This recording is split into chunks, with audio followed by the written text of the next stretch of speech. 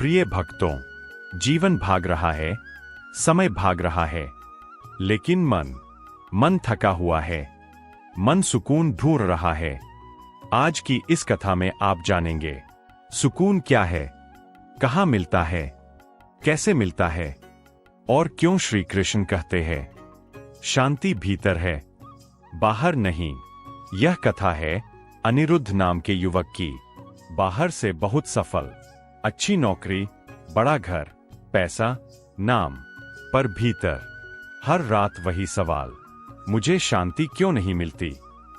एक दिन नौकरी का तनाव, रिश्तों की उलझन और मन की थकान इतने बढ़ गई कि अनिरुद्ध देर रात घर से निकल गया। शहर की भीड़ में उसे सुकून नहीं मिला, तो वह चलता चलता एक पहाड़ी पर पहुंच गया। वहां अंधेरा था, हवा थी और उसके मन की गहरी हलचल। उसने खुद से कहा, हे भगवान, आखिर मेरी जिंदगी में इतनी बेचैनी क्यों है।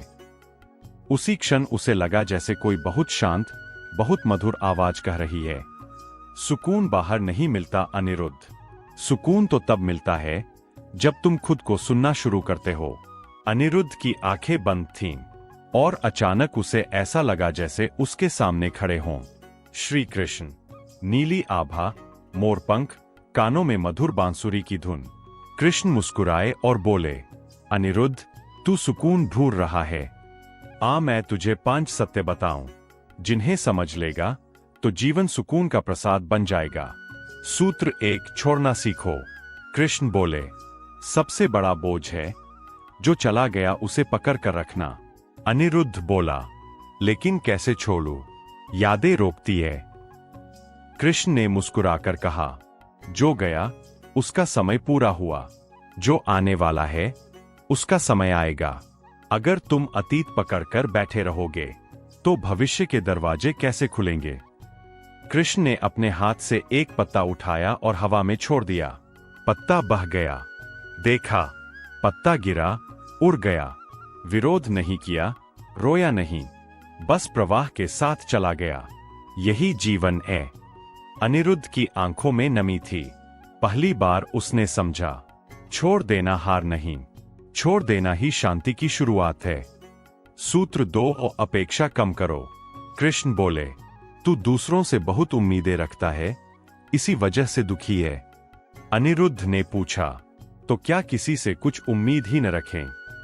कृष्ण बोले, अपेक्षा दूसरों से मत रख, उम्मीद सिर्फ खुद से रख, क्योंकि खुद को बदल सकता है, दूसरों को नहीं।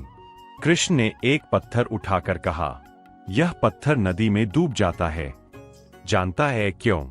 क्योंकि वह खुद को कमल जैसा हल्का नहीं बनाता। अपेक्षा पत्थर है और स्वीकार्यता कमल। सूत्र 3, कृतज्ञता का भाव। कृष्ण अनिरुद्ध को लेकर एक छोटे से गांव में गए। वहां एक गरीब महिला अपने घर के बाहर दीपक जला रही थी। उसके पास खाने को भी ज्यादा नहीं था, पर उसके चेहरे पर शांति थी। कृष्ण बोले, अनिरुद्ध, यह स्त्री धनी नहीं पर संतुष्ट है, क्योंकि इसे आभार कहना आता है। अनिरुद्ध पूछता है, आभार देने से क्या मिलता है। कृष्ण बोले, आभार मन को हल्का कर देता है।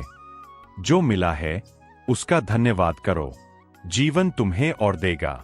अनिरुद्ध ने धीमी आवाज में कहा, मैंने कभी धन्यवाद कहना सीखा ही नहीं।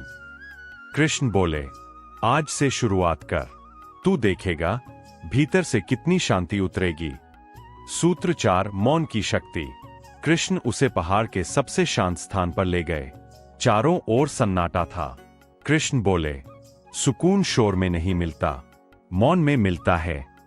अनिरुद्ध ने पूछा, मौन क्यों जरूरी है। कृष्ण बोले, क्योंकि मौन में ही आत्मा बोलती है। जब तुम चुप होते हो तब तुम ईश्वर के सबसे करीब होते हो। अनिरुद्ध ने आंखें बंद कीं।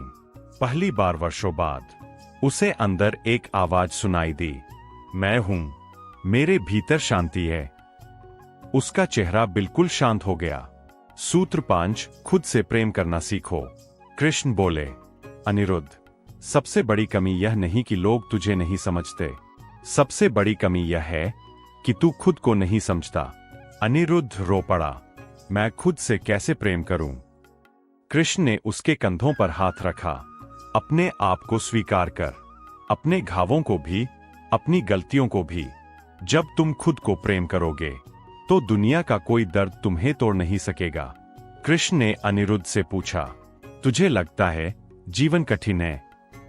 अनिरुद्ध बोला, हाँ, बहुत कठिन। कृष्ण मुस्कुराए, जीवन कठिन नहीं है, जीवन वैसा ही है जैसा मन है। मन शांत तो जीवन सुंदर, मन बेचैन तो जीवन बोझ। फिर कृष्ण ने गीता का एक सिद्धांत बताया, जो हुआ अच्छा हुआ, जो हो रहा है अच्छा हो रहा है, जो होगा वो भी अच्छा ही होगा।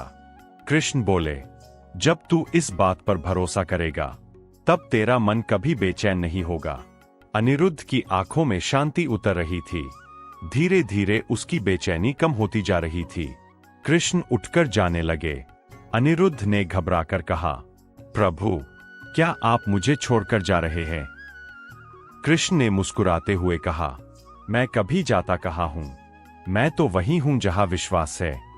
अगर यह वाणी तुम्हारी आत्मा तक पहुंची तो एक बार दोनों हाथ जोड़कर बोली, हे कृष्ण, मुझे शक्ति दो।